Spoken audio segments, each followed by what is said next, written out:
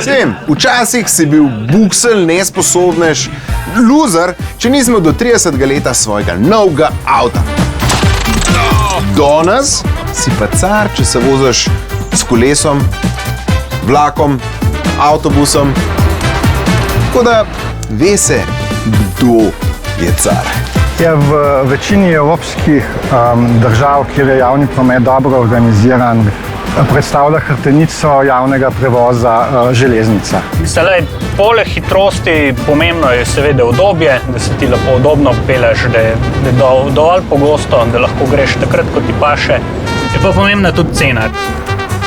So pa zadnjega pol stoletja razvijali avtobusni potniški promet. Zato ima Slovenija, bi rekel, znotraj javnega prometa za evropske razmere nadpovprečen delež avtobusnega prometa.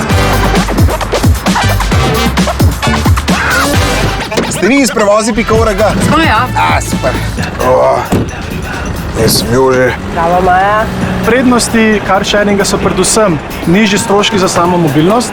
Uporabniki zelo radi izpostavljajo vedno zagotovljeno parkirno mesto. Največja prednost so definitivno prihranki. Hkrati je pa tudi veliko manj skrbi, ker ni treba razmišljati, kdaj je registracija, kdaj je servis, kdaj je zavarovanje.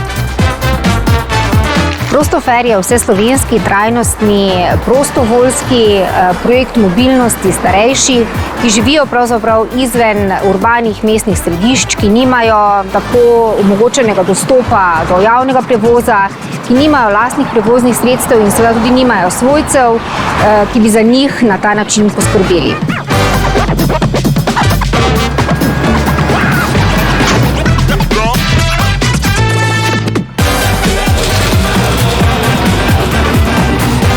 Dober dan, kam ste namenjeni?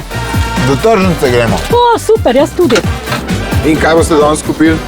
Ja, danes kako z solato.